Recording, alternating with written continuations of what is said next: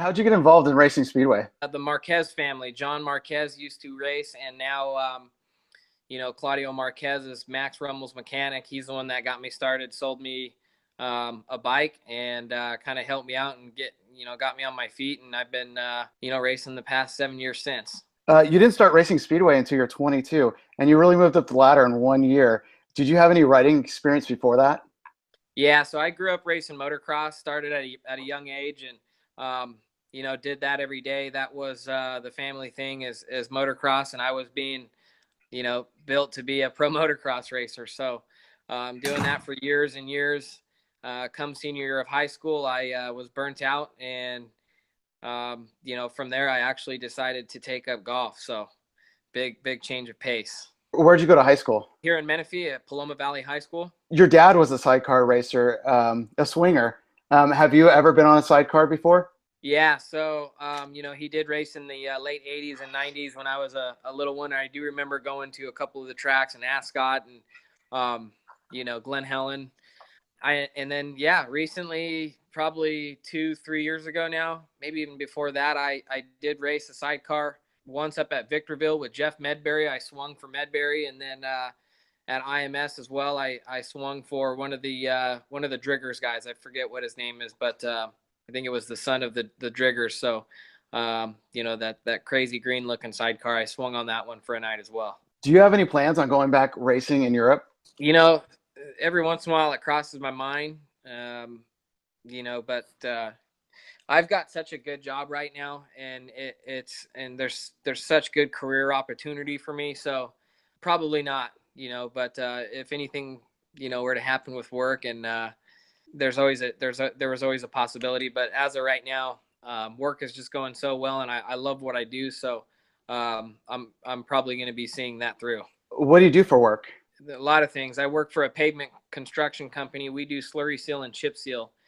And I've been in the office for 3 years, learning how to estimate. I've been on the project management side again. And just recently, they moved me back over. I'll be a full-time estimator here in the next couple of weeks. Do you think you could get the Monarchs out here to come out for a week for maybe Industry, Fast Fridays, Costa Mesa week? As far as my old team, definitely. I've kept in touch with them. We had a great team, one through seven. All seven guys got along well. We had it was a crazy good year. I can't even describe it. I don't even think there's been another team that can gel that well. So there's been times when I've tried to get them over here, and they get yes, no, and it's just so hard with racing schedules. And then the Aussie boys, their summer racing schedule back home is our winter, so then they're busy again. But there will be a time where I will get everyone in a group again, and it'd be cool to get them over here. Yeah. What was the best thing about racing in Europe, and what was the worst? A few things. So we started off the season with 24 straight wins. That's both home and away. And that's a record. I don't think any team has ever done that in the UK. I know in the Premier League it's never been done. We went 24 unbeaten. So that was a record. And then we finally lost to Peterborough by a couple points on our 25th match. So we had quite a roll going. We won the Premier League Knockout Cup title, Premier League Cup, and then we also won the Premier League Championship. So there's three different titles in that league. We won all three of them. So it's been a long time since there's been a sweep. So there's quite a few good things that happened that year for us, and we broke a lot of records. Is there a worse thing in Europe, like the food or the travel or something that just like was? There is a few things. The food's good. Traveling, I love traveling. I drove everywhere. That was fun. I think the worst thing was I was going through cell phones left and right, and I kept getting pissed off. It was bugging me to no ends with not having service, and cell phones would not work, and there was that. As far as the racing goes, no, everything went well. I can't think of any bad experience at this point. Do you have any advice for the kids that might be going to Europe now, like Luke and Brock? Yeah, definitely. They with not having been over there and assigned to a club just yet, the mindset they have right now is I think that it kind of comes easy when you go over there. It kind of the help's there, and the hype there's for the Americans. And it kind of, when I was going over there, it was like, okay, well, I assigned to a contract, so I should receive the help, and it shouldn't be an issue, and I should be doing just fine with money. I shouldn't struggle. And when I got there, man, I was in for a rude awakening. There was, I had no help.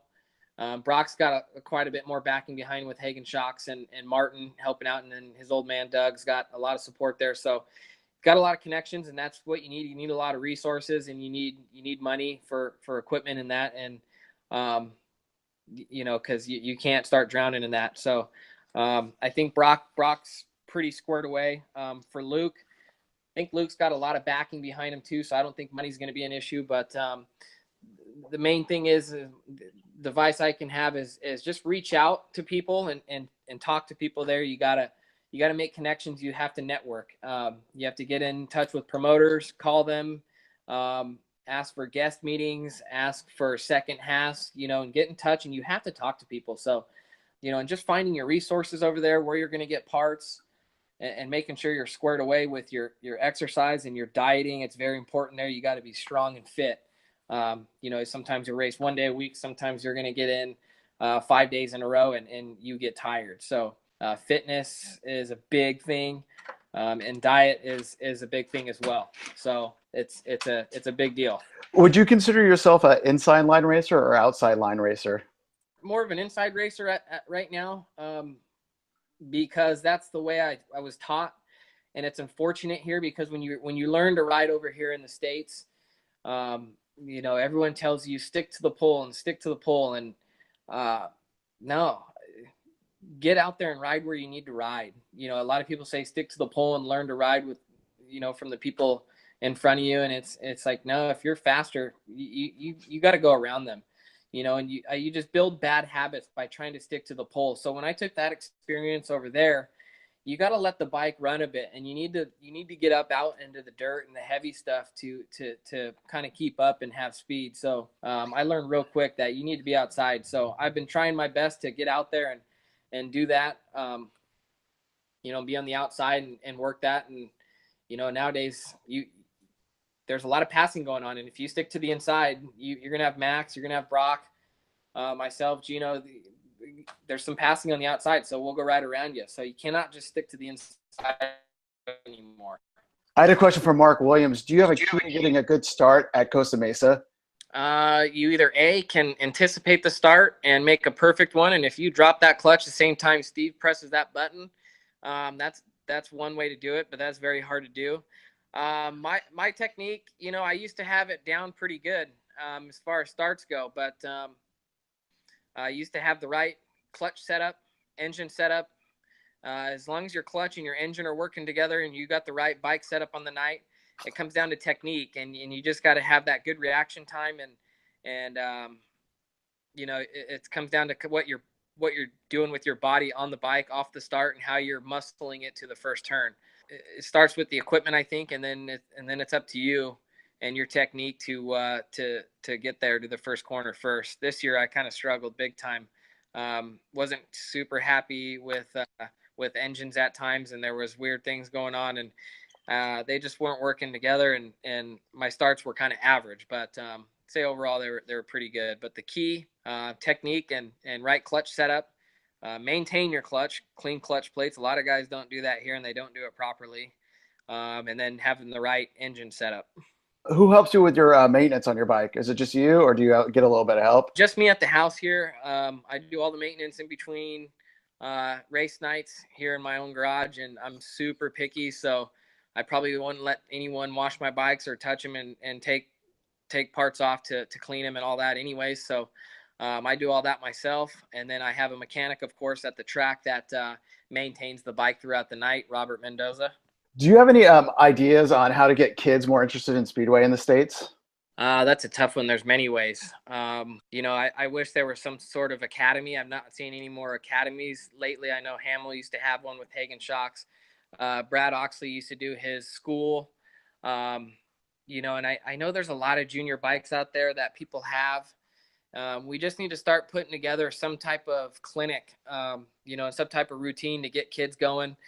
Kelly does a good thing by getting Gumball Rally going and getting kids interested, and it's a good camping weekend, and that gets everyone interested in the sport. I feel there's just so many ways, and I think it's a collaborative effort, and if everyone does their part on helping a younger rider or trying to take one of them under your wing, there's just so many different ways. So it takes everybody has to just do their part and help out as much as they can. I saw you were practicing at Milestone and Riverside.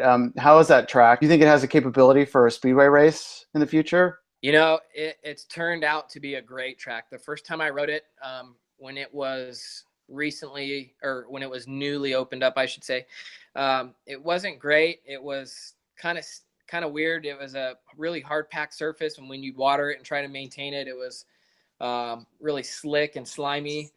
But I don't know what they've done to it. If they brought different dirt in, it kind of looks like they did. And now when they water it and maintain it, you can go ride it right after. It's turned out to be a great track. It's a super good shape. It's fast. It's wide. I think it would be a great racetrack. Yeah. Do you have more plans for more races this year? Last year, 2016, I missed a few industry races. This year, I made every Wednesday night. And that's my objective. I think I might have missed one or two Costa Mesa nights this season. I want to race every race, and I plan to do it again next season. I want to get a couple new sponsors on board, to kind of help out. And I want to make every single night.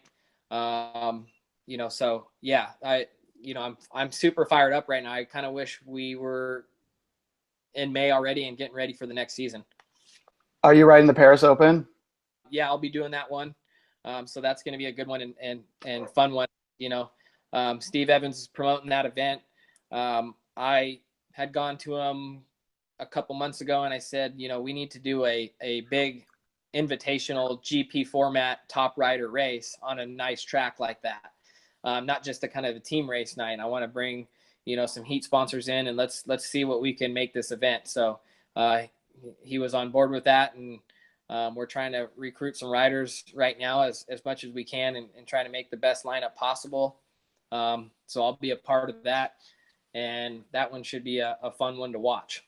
I saw you were sponsoring a heat. Are you going to be riding in the heat you sponsor? I mean, is there more pressure to ride in that heat that you're sponsoring? I just wanted to sponsor a heat, and hopefully by me throwing in a heat sponsor, it tells people, maybe they want to hop on board or help out, and they're interested in sponsoring a heat as well. So just trying to do what I can to raise a purse.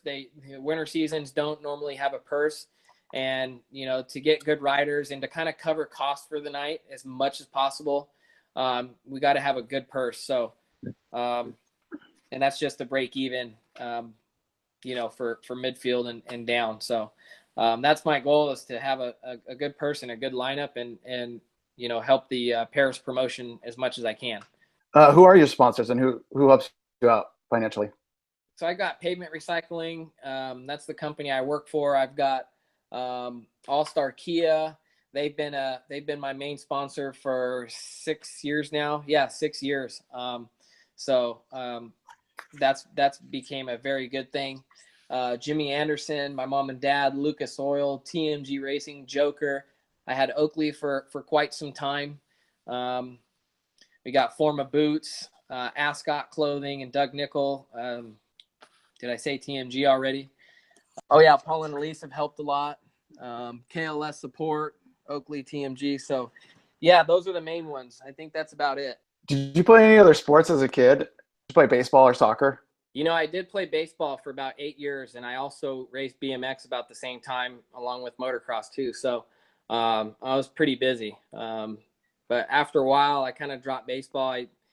Team sports just kind of weren't cutting it for me. It's hard to rely on teams, your teammates to come through sometimes, and it got frustrating. So I took up the individual sport.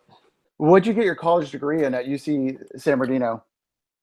College degree. I got a Bachelor of Arts in marketing.